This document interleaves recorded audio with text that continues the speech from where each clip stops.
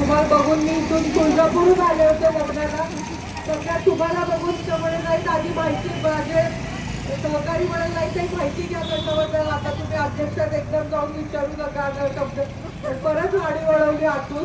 पण सर देशमुख साहेब मी चिडली आता तुमच्यावर. आता अशी आंदोलनं करायची गरजच नाही ना. की तिथे तुमचं नाही झालं तर आंदोलन करायचं आता. आणि ऐकणारा आहे तुमचं जे एक म्हणजे आता मला आठवत नाही पण एक जी मागणी तुमची पहिली तुम्ही काहीतरी म्हणाला की ते ऍप तुमच्या ह्याच्यामध्ये इन्स्टॉल करणारे जिओ टॅगिंग करायचं वगैरे ते बंद करण्याची मला अधिकार नाहीये. तो राज्य सरकारचा निर्णय आहे. सगळे आपल्यासारखे नसतात. एक मिनिट मला बोलू ते पण मला माहितीये की आपल्या तालुका जिल्ह्यातल्या अशा चांगलं काम करतात आणि सगळ्या तळमळीने करतात. त्यामुळे हे शिथिल करायचं कसं आणि तसं तुम्ही जातातच ना ताई. आता शेरमधल्या माझ्या अशा आजार तिला गल्लीतच जायचं कुठेतरी जिओटॅगिंग करा. त्याच्यामुळे तुमचा भट्टा थांबणार नाही एवढं मी तुमच्या वरच्या लोकांना यांना सांगून ठेवते DSO साहेबांना की तुमचं जास्त ते स्ट्रिक्ट करू नका म्हणून. पण बंद करायचं बेटा आपल्याला ते हर घर काय आहे ते तुम्हाला येईल त्याचं कागद मी आता विसरले मला दिला त्यांनी. मला तिथं भाषण द्यायचं पण विषय हा बेटा की आपल्याला तुमचं सुचतं. मग आता त्यांनी अर्थसंकल्प सुद्धा आपला झालेला आम्ही यायच्या आधी मी परवाच आले. आज माझा पहिला दिवस आहे पण पहिल्या दिवसावर पुण्यामध्ये माझ्या आशा तुम्ही बसवल्या देशमुख आहे. हे तुम्ही किती पण आंदोलनं घेतली तरी माझ्या आशा माझ्या विरोधात जात नाही. तुम्हाला गरज नाही. शासनाच्या सरावाच्या मागण्या आहेत. तुमच्या पाठीशी आम्ही स्पष्ट समजू नका. पण आता देवेंद्रजी आमचे भाजपचे पण वेगळं बेटा तुमच्या ज्या मागण्या आहेत या म्हणतात की स्कूटीचं मी बोललेले होते.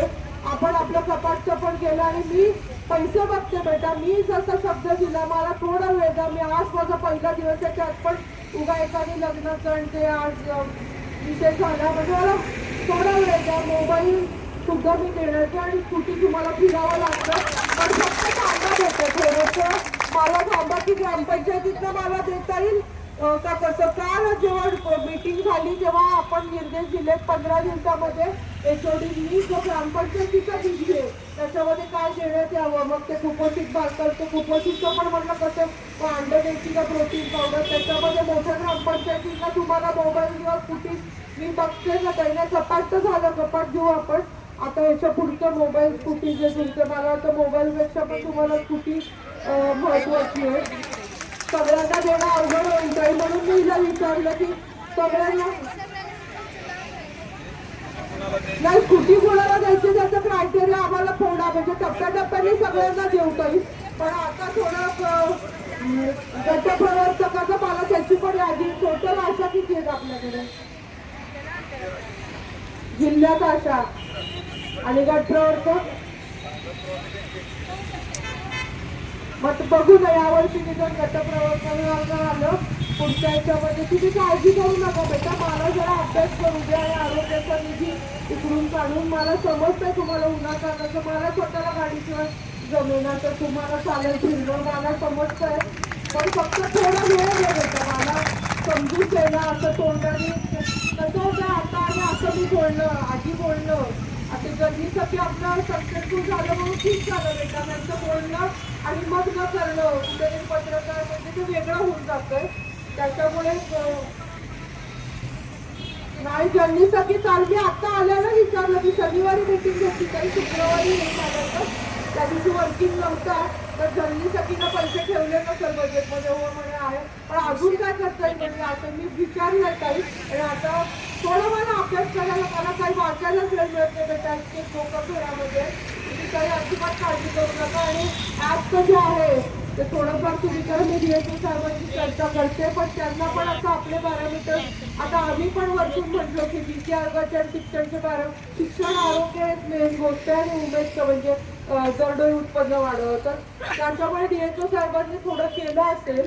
पण तुम्हाला माहिती आहे काही मला तुम्ही मी DSO साहेबांना काम सांगितलं की ANM जर राहिली नाही दिसली नाही मला PHCला तर मी तिला सस्पेंड करणार. मग तुमची वळून असेल मला तुम्ही म्हणजे तेवढंच मी बोलले. मला म्हणजे माझं येणे काम करत नाही, तुम्ही करता असं नाही म्हणायचं. पण ते आता आल्यावर कळलं की आपल्या जिल्ह्यापुरतं केलं. मला वाटलं राज्य शासनाने केलं म्हणून नाही.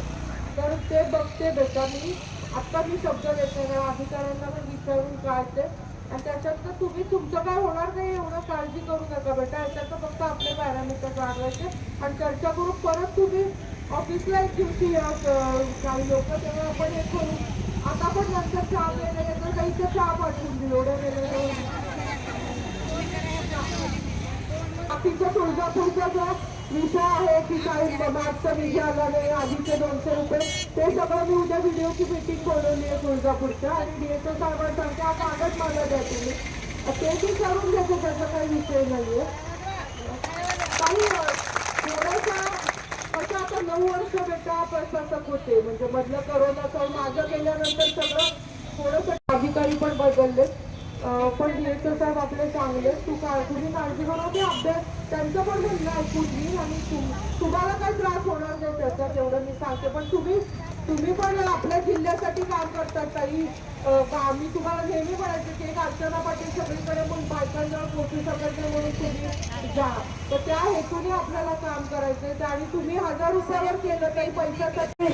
जननी सखी योजनेच्या माध्यमातून राज्य सरकार जे 600 रुपये देते, तसेच 600 रुपये जननी सखी योजनेच्या माध्यमातून या जिल्ह्यातील आशा ताई आणि गटपुरतांना लागू केलेले आहेत. माझी आशा ताईला विनंती आहे, आपण आता अध्यक्षपदी विराजमान झालेल्या जिल्हा परिषदेची धुरा आपल्या हातामध्ये, आणि निश्चितपणे या जिल्ह्यातील आशा ताई आणि गटपुरतांना मोबाईल फोन घेऊन सुविधातून उपलब्ध करून द्यावा, अशी मी आशा ताईला या ठिकाणी विनंती करतो. बऱ्याच काही या जिल्ह्यामध्ये अडचणी निर्माण झालेल्या आहेत. तुळजापूर तालुक्यातील सर्व गटपुरतांचा सण 2024-25 व 25-26 या वर्षाचा तालुकास्तरीय बैठकीचा दरमहा 200 रुपये मोबदला थकीत आहे, तो सुद्धा त्यांना मिळाला पाहिजे. तुळजापूर तालुक्यातील सर्व आशांचा माहे जून 2025चा केंद्र शासनाचा देय असलेला मोबदला थकीत आहे, तोही त्यांना अद्याप दिलेला नाही. यासाठी वारंवार तालुका प्रशासनाला विनंती केली, परंतु तो अद्याप दिलेला नाही. तो सुद्धा आपण मिळवून द्यावा, अशीही मी या ठिकाणी आपल्याला नम्र विनंती करू इच्छितो. गटपुरतांना सकाळी 10 ते सायंकाळी 6 या वेळेतच काम लावण्यात यावं, कारण जिल्ह्यामध्ये प्रत्येक ठिकाणी 6च्या नंतरही 7 वाजता 8 वाजता रिपोर्टिंग करा फोन येतो, आणि नाईलाजाने मग घरचे कामं करावे का रिपोर्टिंग करावं, या द्विधा अवस्थामध्ये आशा ताई आणि गटपुरतच पडलेले आहेत. आणि म्हणून सकाळी 10 ते सायंकाळी 6 या वेळेतच आशा ताई आणि गटपुरतांना काही काम सांगा, याच वेळेत सांगा, असंही आमचं या ठिकाणी म्हणणं आहे. आणि म्हणून या सगळ्या मागण्यावरती निश्चितपणे आपण ज्यांना ताई संबोधतो आणि ज्या आपल्याला ताई सारख्या आतापर्यंत आहेत, सत्ता असो नसो, नेहमीच आशा ताईंच्या पाठीमागे खंबीरपणे उभा असणाऱ्या आपल्या ताई या ठिकाणी आल्या, त्यांना मी नम्र विनंती करतो. ते मानधनी मोबदला तत्वावर काम करणाऱ्या गटपुरतांनी आशा ताईला लागू केलेलं आहे. विशेष म्हणजे शासनानं आशा ताई आणि गटपुरतांना मोबाईल फोन उपलब्ध करून दिलेला नाही.